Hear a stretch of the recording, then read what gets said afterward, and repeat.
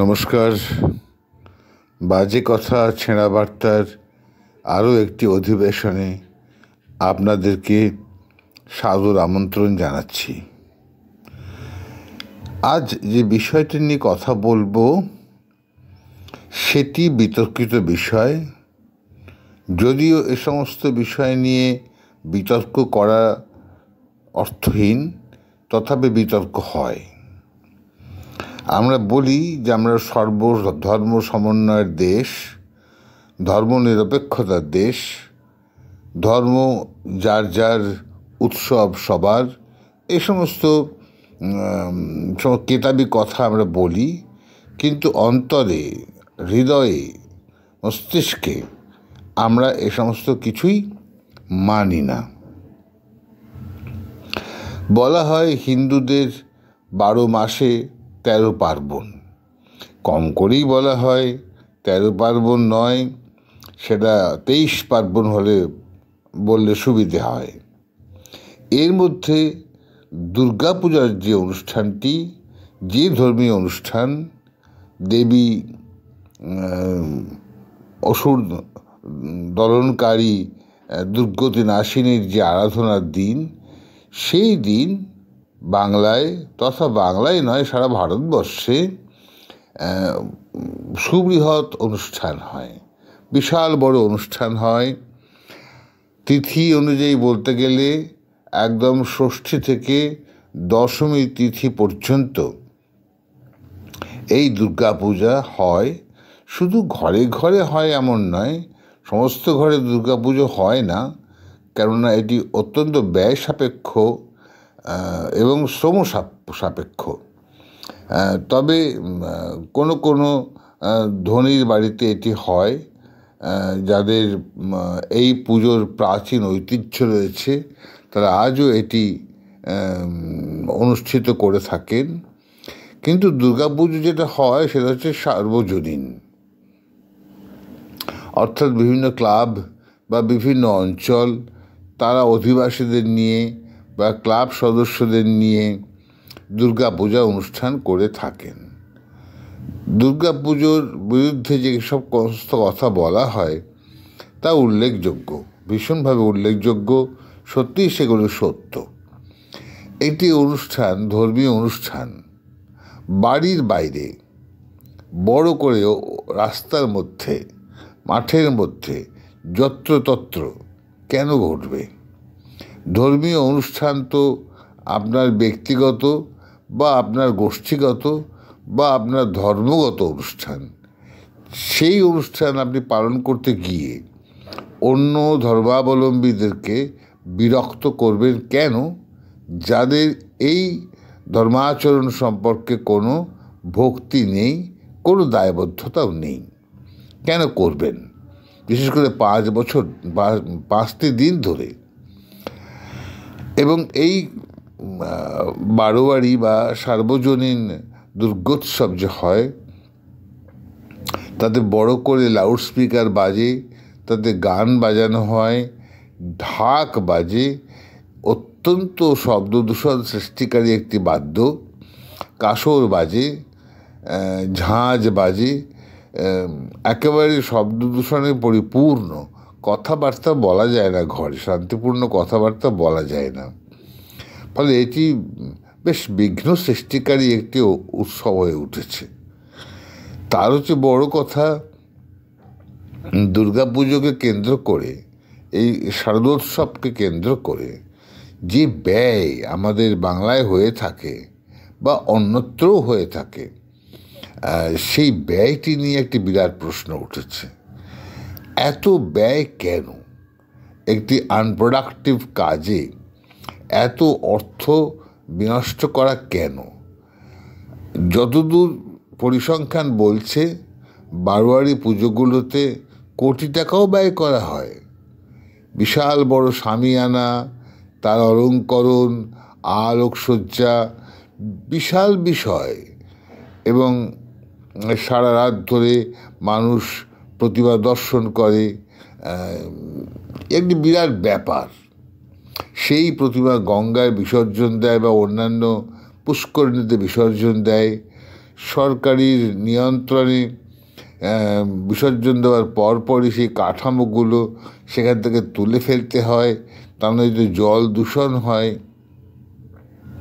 তুলে ফেলে পাশে রাখলে পুরসভা থেকে বা কর্পোরেশন থেকে সেই কাঠামো নিয়ে যাওয়া হয়, নিরাপদ স্থানে ফেলা হয়।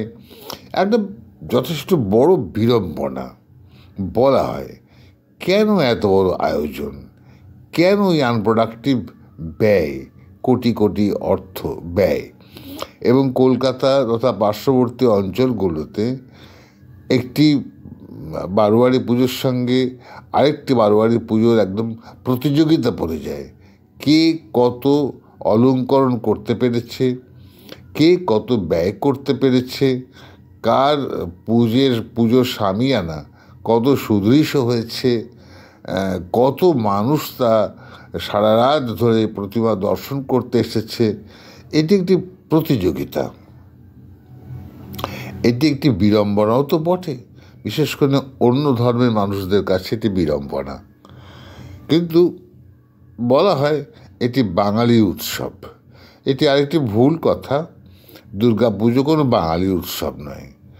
বাঙালির উৎসব এটি ছিল যখন বাংলায় প্রথম দুর্গাপূজা প্রচলিত হয়েছিল।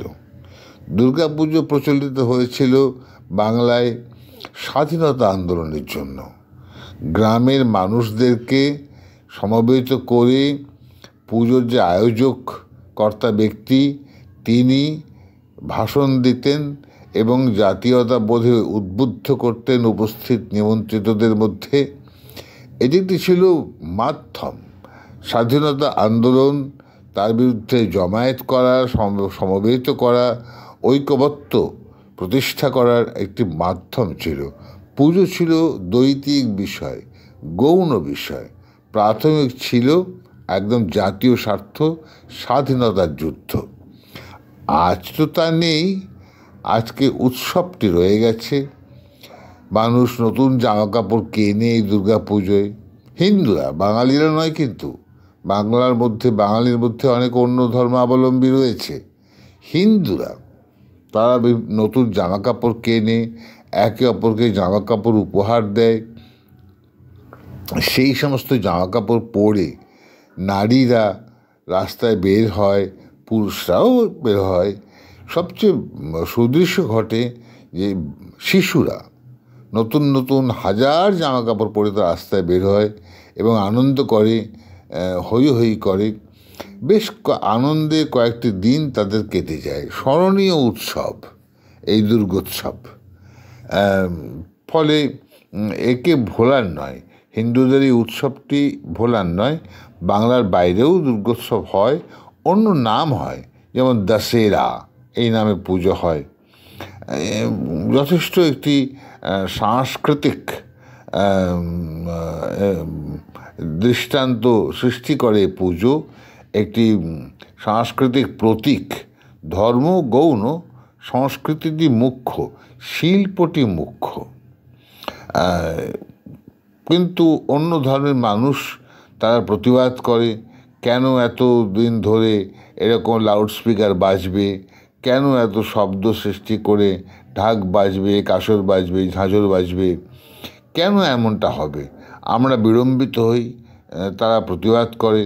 এত ব্যয় কেন করা হবে, রাস্তা জুড়ে কেন দুর্গা পুজোর সামিয়ানা বা তথাকথিত প্যান্ডাল তা থাকবে। পুজো তাদের, তারা পুজো করুন, ইত্যাদি প্রভৃতি। এবং অন্য ধর্মের কিছু কিছু মানুষ, বিশেষ করে মুসলমানরা, তারা দুর্গা পুজোর প্রত্যক্ষ নিন্দা, মন্দ, কুৎসিত সমালোচনা করে। এটি তো অন্যায়, আইনত অন্যায়, ধর্মীয় অন্যায়, সামাজিক অন্যায়। কারণ আমরা তাদের অনুষ্ঠানগুলোতে কখনোই এই সমস্ত মন্তব্য করি না। আমরা হিন্দুরা নিরুপদ্রব জাতি। আমরা অন্যের ধর্মের প্রতি আমাদের যথেষ্ট সহিষ্ণুতা আছে। শ্রদ্ধা না থাক, ঈদের দিনে, ঈদ উল ফিতরের দিনে শ্রদ্ধায় আমাদের মাথা নত হয়ে না যাক, কিন্তু আমরা তাকে অসম্মান করি না, অশ্রদ্ধা করি না, কিন্তু তারা করে। এবং এটি নিয়ে সমগ্র বাংলাদেশে এবং এই পশ্চিমবাংলায় নানা রকম অশান্তির খবরও সংবাদপত্রে প্রকাশিত হয়। আজকাল বিষয়টি যথেষ্ট বৃদ্ধি পেয়েছে এবং পুলিশকে, প্রশাসনকে পথে নামতে হয় পরিস্থিতি নিয়ন্ত্রণ করবার জন্য। পরিস্থিতি হাতের বাইরে না চলে যায়, যেন আইন শৃঙ্খলা বিঘ্নিত না হয়, এই জন্য তাদেরকে পথে নামতে হয়। ফলে এই দুর্গাপুজো নিয়ে নানা বক্তব্য থাকতে পারে, আমারও আছে। আমি মনে করি এটি ধর্মাচরণ, তোমার ধর্ম তুমি বাড়িতে বসে পালন করো, রাস্তায় এসো না। রাস্তায় এসে অন্যকে কখনোই বিরক্ত করো না। কিন্তু এই বিষয়ে একটি মুদ্রার অপিঠও আছে। এই দুর্গাপুজো কিন্তু একটি শিল্প, একটি ইন্ডাস্ট্রি। এই যে দুর্গাপুজো অনুষ্ঠিত হয়, একদিন প্রচুর দোকান বসে, অস্থায়ী দোকান, খাবার দাবার নানা দ্রব্য বিক্রয় হয়, মেলা বসে, তাদের বিক্রি বাটা হয়, মানুষের উপার্জন হয়। তাছাড়া নতুন জামাকাপড় কেনে হিন্দুরা, ফলে জামাকাপড়ের যে ব্যবসায়ী তাদের বিক্রয় হয়। সারা বছরে যে বিক্রয় হয় না, এই দুর্গোৎসবকে কেন্দ্র করে তাদের বিক্রি হয়। তারা এর জন্য অপেক্ষা করে বসে থাকে। পুজো মার্কেটিং বলে একটি শব্দ আছে, পুজো শপিং বলে একটি বিষয় আছে। সেগুলো সমস্ত কিন্তু অর্থনীতিতে প্রভাব ফেলে, ইতিবাচক প্রভাব। এমনকি এই যে শামিয়ানা তৈরি হয়, এই যে দুর্গা মূর্তি তৈরি হয়, এই যে আলোকসজ্জা, এই যে বাদ্য, এগুলোর সঙ্গে বহু বহু মানুষের জীবিকা জড়িয়ে আছে। তাই বড় করে সমারোহ করে অনুষ্ঠান হয়। শুধুমাত্র ধর্মীয় নয়, অর্থনৈতিক, সামাজিক এবং জাতীয় একটা দিক আছে এর। সে দিককে আমরা অস্বীকার করতে পারি না, কিছুতেই পারি না। মনে হতে পারে অনেক সময় যে বিষয়টি একটি অতিরঞ্জন হচ্ছে, এত বড় করে করবার কোনো উপযোগিতা নেই, এরকম মনে হতে পারে। কিন্তু সত্যি এটি যুক্তিহীন একটি সমালোচনা। দুর্গাপুজো ছিল, আছে, থাকবে এবং হিন্দুদের অন্তরে এই উৎসব, এই ধর্মীয় আচরণ থাকবে। এই সময় যে পুরোহিতরা থাকেন, যাদের পৌরোহিত্য জীবিকা, তারা এই করে সংসার জীবন যাপন করেন, তাদের উপার্জন হয়। ফলে এটি শুধু ধর্ম নয়, বিরাট বড় একটি ব্যাপার। এক কথায় এটি একটি ইন্ডাস্ট্রির মতো, অনেকের জীবিকা এর উপর নির্ভর করে। যারা মৃৎশিল্পী, কুমোর, তারা দুর্গা প্রতিমা তৈরি করে মাটি দিয়ে, এবং সেই দুর্গা প্রতিমা বিক্রয় হয় এবং সেটি বড় শিল্প। অনেক অনেক মূর্তি দেখে মনে হয় জীবন্ত, এমনই একটি বিষয়। আর একটি প্রতীক, অর্থাৎ মহিষাসুরকে বধ করেন দেবী দুর্গা, দুর্গতি নাশিনী। এই মহিষাসুর কে? এই মহিষাসুর সমাজ বিরোধী, তাকে দমন করেন দুর্গতি নাশিনী দেবী দুর্গা। ফলে এই একটি ইতিবাচক দিক তো রয়েইছে। সবচেয়ে বড় কথা, অন্যান্য ধর্মের বিভিন্ন ধর্মাচরণ যদি সম্ভব হয়, তার বিরুদ্ধে যদি কেউ প্রতিবাদ না করে, তাহলে দুর্গোৎসবের বিরুদ্ধে প্রতিবাদ করার অর্থটা কী, কারণটা কী? কারণটা ঈর্ষা। এত বড় অনুষ্ঠান তারা করে উঠতে পারে না, এত সমারোহ, এত আলোড়ন, এত আনন্দ, এত স্ফূর্তি তাদের অনুষ্ঠানে ঘটে না। ফলে তাদের মনে ঈর্ষা হয়। সেই ঈর্ষায় তারা এই উৎসব সম্পর্কে নানা রকম কটু মন্তব্য এবং অবাঞ্ছিত মন্তব্য করে থাকে। এর আমরা তীব্র নিন্দা জানাচ্ছি। যারা হিন্দু তারা তীব্র নিন্দা জানাচ্ছি।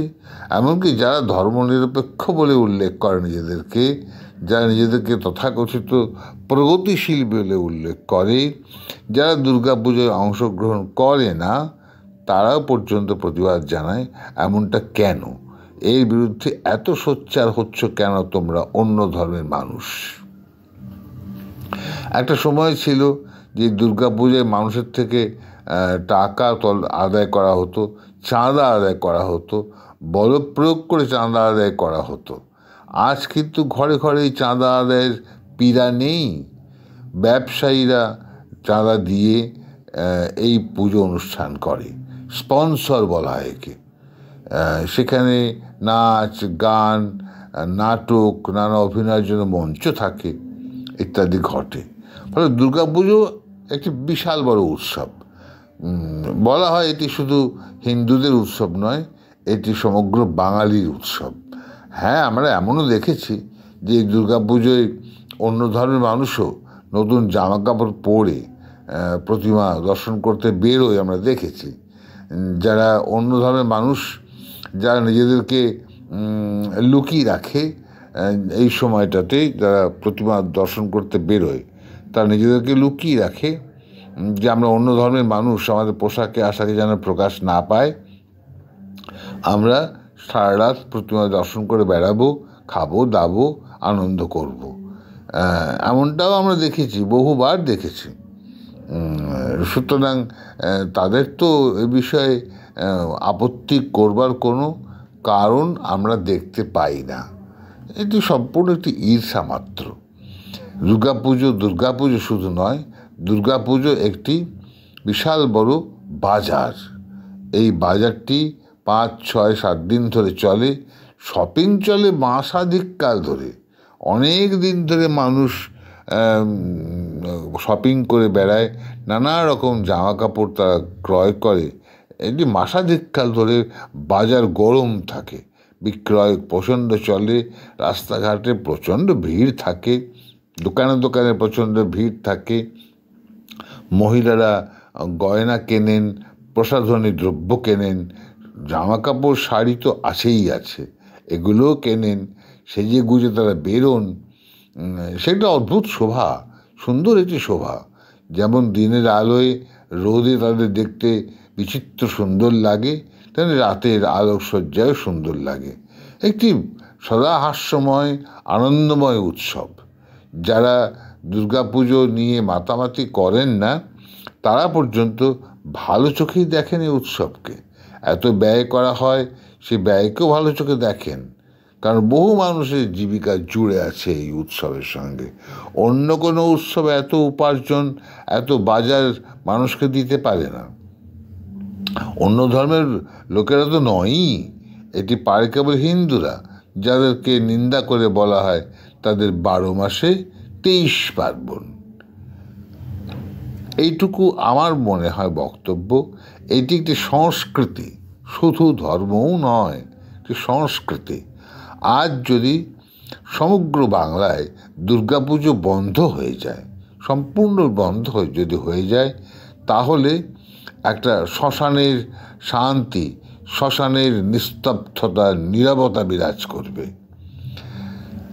পুজোর একটা গন্ধ যে আসে, শরৎকাল পড়লেই যে পুজোর গন্ধ আসে, সে গন্ধ আমরা হারাবো। চারিদিকে ছাতিম ফুলের গন্ধে ভরে যায় এবং আমরা বুঝতে পারি পুজো আসছে, মা আসছেন, অর্থাৎ দেবী পার্বতী। তিনি আসেন এখানে, বাপের বাড়িতে আসেন বলা হয়। বাপের বাড়িতে তিনি বছরে একবার ঘুরতে আসেন, তারপর তিনি আবার তার স্বামীর গৃহে ফিরে যান। সেই সময় আমরা মাকে বিদায় দিই, চোখের জলে বিদায় দিই, কান্নাকাটি হয়, কারণ মা চলে যাচ্ছেন। যেমন করে আমাদের বাড়িতে আমাদের বিবাহিত কন্যা বেড়াতে এলে তারপর যখন শ্বশুর গৃহে ফিরে যায়, যেমন মা অশ্রুপাত করেন, বাবা দুঃখ করেন, আত্মীয় পরিজন দুঃখ করে, মেয়ে ফিরে যাচ্ছে, আবার কবে আসবে, তেমনি আমরা বারবার করি, হাত জোর করে দেবী দুর্গাকে বলি, আবার এসো মা, আবার এসো। এই এক অনন্য উৎসব, এই এক সুন্দর উৎসব। এর বিরুদ্ধে কোনো মন্তব্য করা কখনো সমীচীন নয়, শান্তির কথা প্রকাশ করে না, অশান্তির বার্তা বয়ে নিয়ে আসে।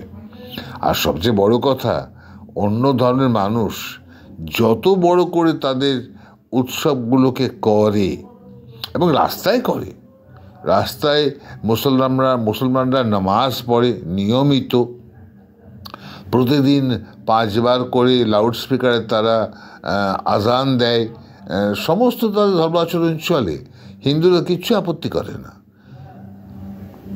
সুতরাং তারা যদি ধর্মকে রাস্তায় আনতে পারে, জনসমক্ষে আনতে পারে, তারা যদি না ভাবে যে আমাদের ধর্মাচরণ অন্য ধর্মাবলম্বীদের বিপত্তির কারণ হচ্ছে, তবে কেন আমরা ভাবতে যাব? সমস্ত সহনশীলতার দায় হিন্দুদের নয়। তারা নিরুপদ্রব, শান্তিপ্রিয়, কিন্তু তার মানে এই নয় যে সমস্ত কিছুকে তারা মানিয়ে নেবে, কম্প্রোমাইজ করবে, সমঝোতা করবে, আঁতাত করবে। তাদের উপর সমস্ত দায় রয়েছে। এ তো হিন্দু দেশ নয়। হিন্দু দেশ হলে পরে তাহলে তাদের হয়তো তোমরা দেশ তোমরা রক্ষা করো, শান্তি রক্ষা করো, হতে পারে। এ তো সর্বধর্ম সমন্বয়ের দেশ, প্রত্যেকেরই দায় আছে, দায়বদ্ধতা আছে। তারা যদি তাদের ধর্ম প্রচার করে এত ব্যাপকভাবে, তাহলে হিন্দুরা নয় কেন? তাদেরকে বাঁচার জন্য, অস্তিত্ব রক্ষার জন্য, আত্মপ্রচারের জন্য আমরা আছি, আমাদের অস্তিত্ব আছে, গৌরব আছে, গরিমা আছে, আমরাও আনন্দ করতে জানি। এমনটি প্রকাশ করতে গেলে তো উৎসব করতেই হবে, তা নয়তো তারা একদিন হারিয়ে যাবে, মিলিয়ে যাবে, উধাও হয়ে যাবে, নিশ্চিহ্ন হয়ে যাবে। ফলে এটি অত্যন্ত উপযোগিতা আছে এই উৎসবের। অন্তত আমি যে কোনো ধর্মীয় অনুষ্ঠানে অংশগ্রহণ করি না, ব্যক্তিগতভাবে আমার কোনো ধর্মীয় দুর্বলতা নেই। যদিও আমি অস্বীকার করি না আমি হিন্দু, আমি স্বীকার করি আমি হিন্দু, গর্ব করি না করি, আমি স্বীকার করি আমি হিন্দু, কিন্তু আমি প্রকাশ্য বা প্রত্যক্ষভাবে ধর্মাচরণ করি না। কিন্তু যারা করেন, আমার বাড়িতেও যে ধর্মাচরণ হয়, আমি তার প্রতিবাদ করি না। তার যে ব্যয় হয়, সেই ব্যয়ভার আমি বহন করি। এটি আমার সামাজিক পারিবারিক কর্তব্য, দায়িত্ব। ফলে আমরা যদি স্বীকার করতে পারি, সকলেরই স্বীকার করে নেওয়া উচিত। এই নিয়ে বিতর্ক করলেই তাকে অশান্তিপ্রিয় মানুষ বলে আমরা গণ্য করব। সে শান্তি চায় না, অন্যের ভালো চায় না, দেশের ভালো চায় না, সে উৎসব চায় না, সে আত্মপ্রচার চায়। এই পর্যন্ত আজকের বক্তব্য। ফলে আমরা দুর্গাপুজোকে প্রতি বছর অনুষ্ঠিত করব এবং এই অনুষ্ঠান কেন্দ্র করে আমরা সমবেত হব, একজোট হব। অন্তত হিন্দুকে একজোট হতে হবে অস্তিত্ব রক্ষার জন্য, এবং একজোট হবার অন্যতম মাধ্যম হলো এই শারদোৎসব, এই দুর্গোৎসব। আজ এই পর্যন্ত। বাজে কথা, ছেঁড়া বার্তার ঝাঁপি এখানে বন্ধ করছি। আবার নতুন একটি বিষয় নিয়ে আলোচনা করব, তখন আবার আপনাদের আমন্ত্রণ জানাবো। নমস্কার।